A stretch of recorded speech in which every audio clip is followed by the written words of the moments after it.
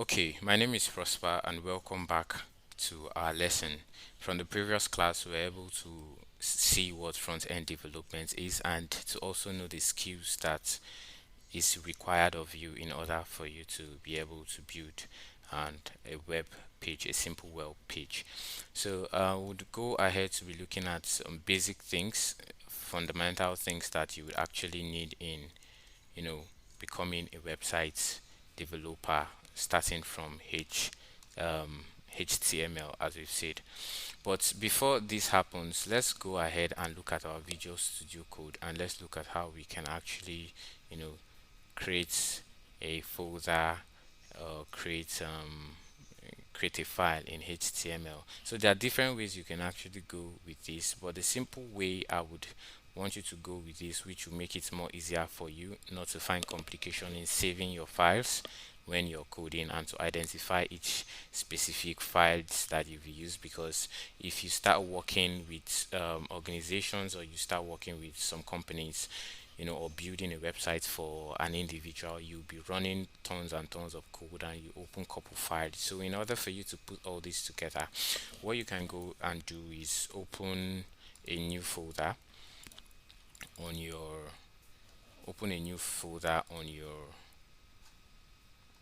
screen or whatever directory it's that fits you better. Then rename it. So let me just say front end course. Let me just use that as an example. So we'll be using this specific folder for whatever thing we'll be doing in the process of this lesson. Then what you want to do is come to your HTML file, then go to file. When you go to file, you see open folder. Just go back to your desktop. Then we have the front end here. Then just select that folder. Once you select it, it's going to open this interface for you.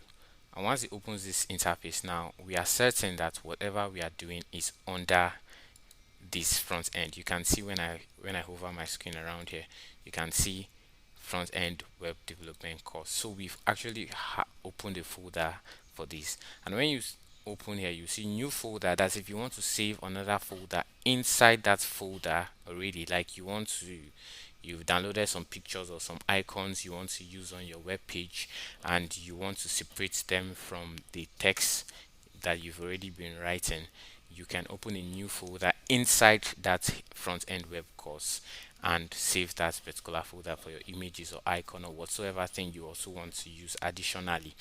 Then how do we create a file? On the Visual Studio Code in order for us to start writing some code? So if you go here, you see new file, and when you click on new file, it's going to open this. Now when you identify an HTML file, it is going to give you the the logo or the sign of HTML. When you identify a CSS file, it's going to also give you a logo and sign of a CSS file. The same thing is applicable for JavaScript. What am I saying? Let's save this particular file now.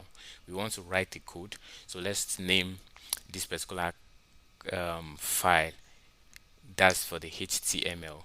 So I'm going to be using index, right?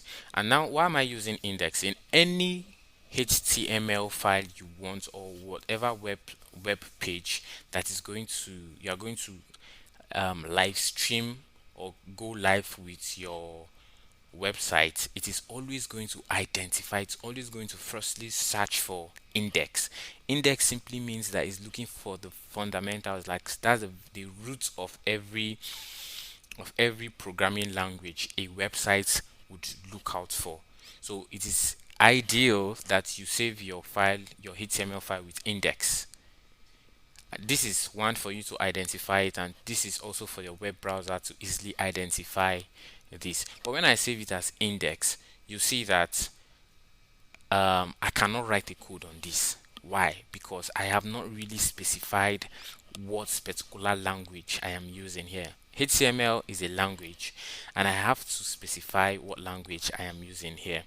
So in this case, I have to identify by adding HTML. Now, once I've indicated that, you see that this sign changed here. This particular sign changed here to show that this is a HTML sign and logo. So once I click on it, you see it is giving me HTML here. And there are certain things you can actually do on a HTML file that you cannot do when you just save the name as any other name you feel like or you wish to save it as. Now we need another file in here, but I'm not going to go about CSS.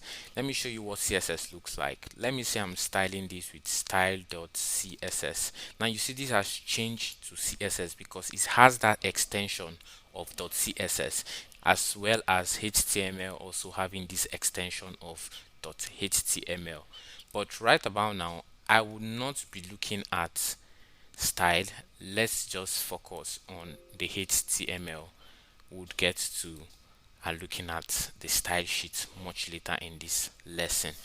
Now there are certain things you have to look out for when you're writing your HTML, and this will bring us to the beginning of the lessons we'll be working with in this course.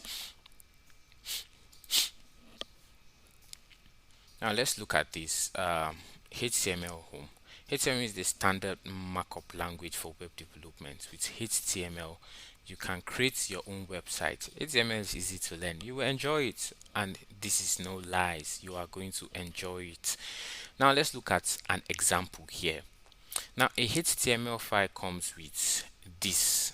A HTML file comes with this doc type. You see this exclamation mark, and you're also going to, let me bring this into our browser so we are going to have a better understanding of what we are doing here. So let me paste this into our browser. Now every HTML file must come with this doc type. It must come with this doc type, right? And this doc type is just simply saying that this is a document, this is a type of document. HTML is a type of document. Is a type of document that is used in writing the HTML programming language. So you have to identify it, and this is HTML5, and this is the latest.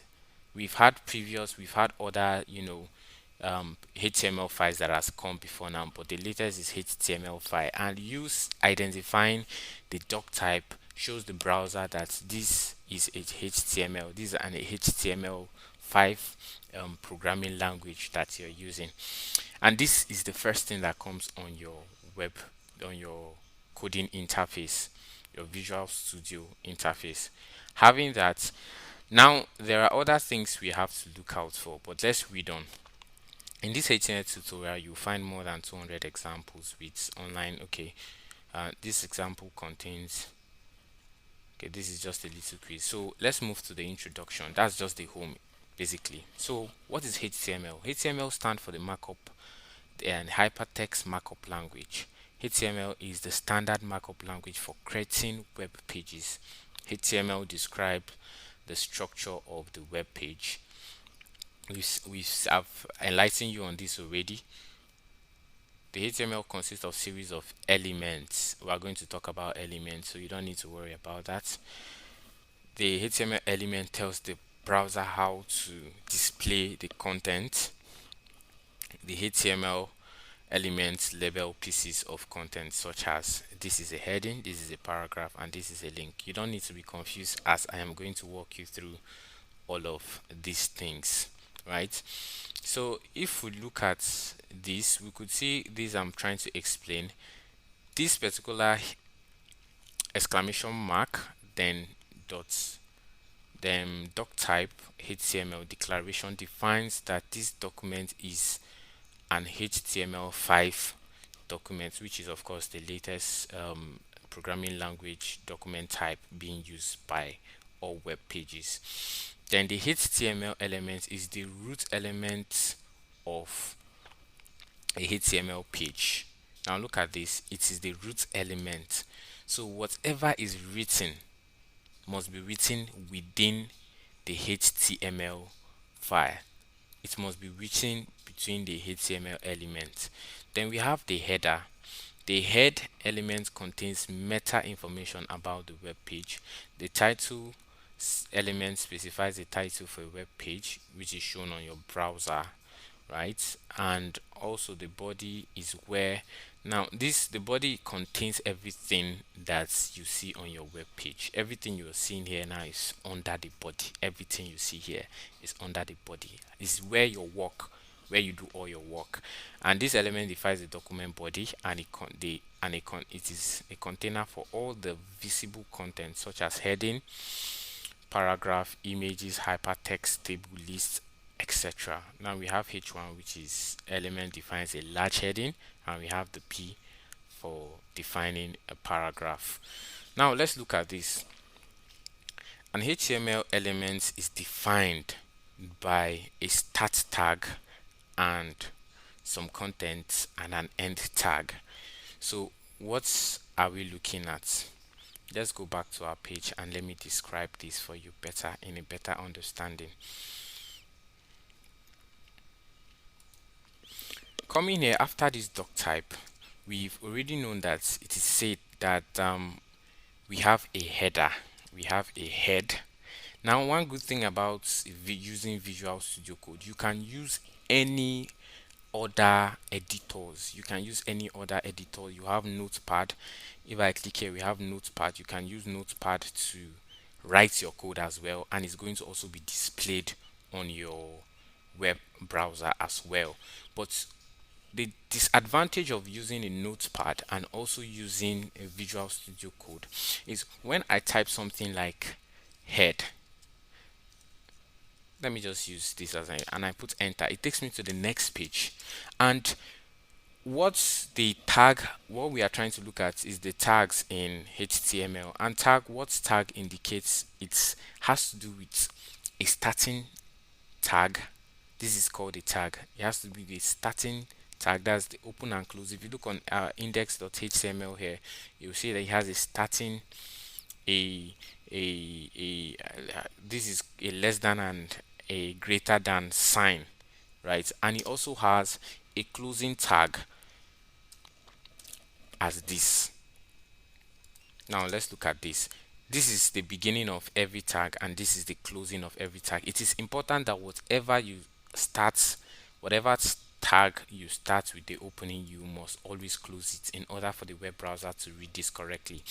And if you see that there's a difference with the starting and the closing tag, the difference is that from the starting tag you could see that we do not have this slant. We do not have this slants mark like this. So for closing this, you have to indicate the slants to show that you are closing this particular element. But what I'm trying to say, using Visual Studio Code is of more greater advantage to you, is that it makes your coding easier, and it makes you finish your code in lesser time than when you're using a notepad or any other editor, right? And this is the reason why when I click on head, let me click on head, it's already showing me an abbreviation, an innet abbreviation. And once I click enter, you see it's automatically helps me to create the opening tag and the closing tag for head. Do you understand? Now we can see the difference, that this slash is there for the closing tag, and this, there is no slash for the opening tag. Now whatever I write within here, my name is Prosper. Whatever I write in within here is called an element. In fact, all of this is called a HTML element. All of this put together is called a HTML element. And this is a tag, this is a tag, this is a tag. But a tag comes with opening and close. It's just in few cases you see a tag that doesn't have a closure, but we are going to get to that level. So stay with me and don't get confused. All right.